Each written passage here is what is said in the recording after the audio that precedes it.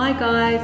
Okay, well this is the first recipe that I want to share with you. It goes back to a few years ago. Tim and I were travelling through Belgium and we had the most amazing beef stew that had like a beer gravy to it. The version that I'm sharing with you today uses Guinness instead of beer, and it's slow cooked beef with some vegetables and some aromatics.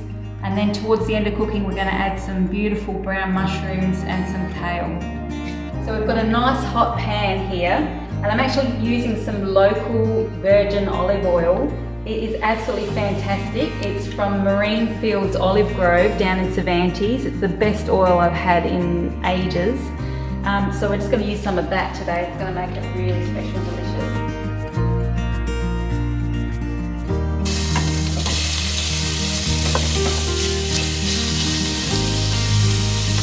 Nice bit of sizzle going there. This is the last of our beef we're browning off. I'm just using some chuck castor beef. You could use grade beef, any of those. A little more olive oil in there. And now we're going to fry off our vegetables. So we've got a couple of brown onions, just quartered, 3 carrots, just chopped into chunks. It's a nice chunky stew, this one. Just perfect for the cooler weather. And so this is just 2 celery sticks also chopped, including the leaves. They add extra flavour. So now I'm just going to add in 2 chopped cloves of garlic. You could of course always add more garlic. And when that's fried off just for a minute, we're going to deglaze the pan with our Guinness. We'll add in some Worcestershire sauce, 2 tablespoons, a few sprigs of thyme and a couple of bay leaves.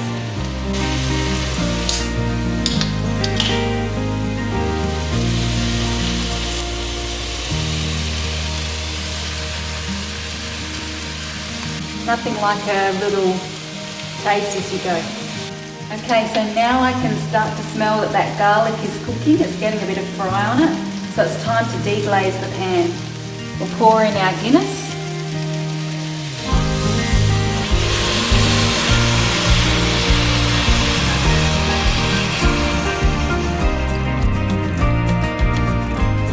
Get all those tasty bits off the bottom.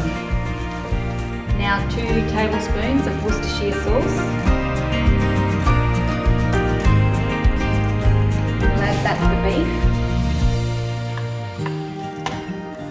Add in our few sprigs of thyme and a couple of bay leaves. Today I'm doing it on the stove, which means I'm going to need to check it every so often. Give it a bit of stir and see if it needs some more liquid added to it. But yeah, a minimum of 3 hours. The longer, the better.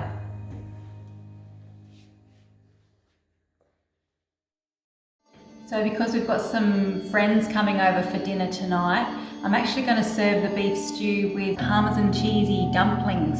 They're going to be cooked on top. So I'm just going to make the mixture together now. 1.5 cups of self-raising flour, and I've added a little bit of salt to it already to season it. Then I put in about 1/2 cup of grated Parmesan. I'm just going to season that with a little bit of black pepper, just to give it a bit of extra flavour.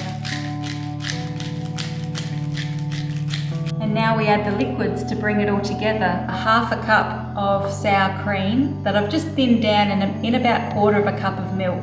About 50 grams of melted butter. And now I just combine it all together.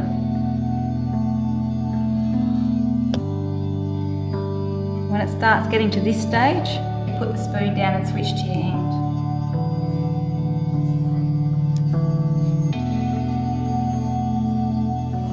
Now when it comes together as a dough, now we need to form it into balls. About a tablespoon full of mixture in each dumpling is adequate. You can just guess it. And you only want to make these dumplings about half an hour before you want to serve. They only take about 20 minutes to cook.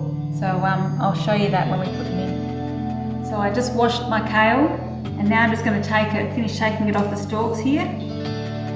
That stuff's too hard, you don't want to eat that. So now we just have these soft leaves, and we'll just give them a little bit of a chop before we add them into the stew. So of course traditionally they would use peas But I really like the leafy greens, getting as much of it into our diet as I can, so that's why I've opted for kale instead of peas. So check this out. This is how it's cooked so far. The beef's starting to get tender. But now I'm going to take out these bay leaves and the thyme sprigs because they've done their job now. So our friends that are coming tonight, yes, they do have children, and yes, there is Guinness in this stew, but I assure you that there is no alcohol in here. The cooking process kills the alcohol, so it's all right, it's safe for kids. Now I'm just going to slide in the kale.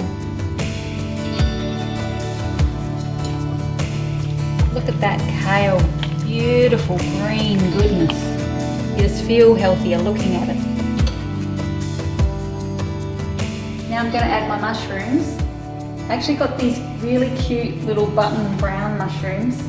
Normally I'd put sliced mushrooms in, but these little fellas are just too cute and I reckon they'll fit just nicely size-wise with those cubes of beef. So I'm going to put these ones in whole.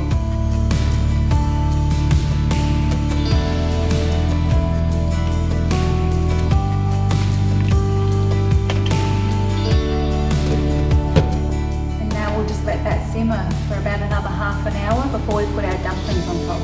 I'm just going to taste it and check it for seasoning.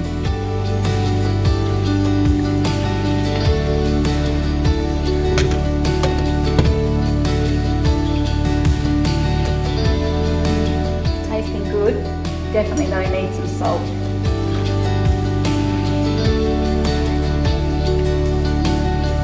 So I just got a little bit of corn flour and water. Just going to thicken up the water because I don't want it to be soup. Okay, so now when you've rolled your dumplings, you just place them on top of the stew.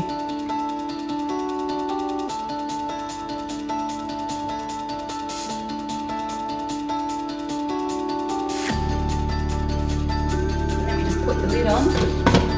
So at about 20 minutes, they'll double in size and then they're ready to eat. So let's have a look. The dumplings have doubled in size, so they're now cooked.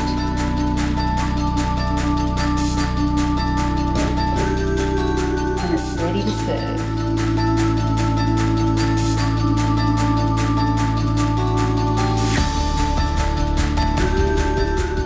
So this is my version of that Belgian stew that we had. A beef Guinness mushroom stew with dumplings.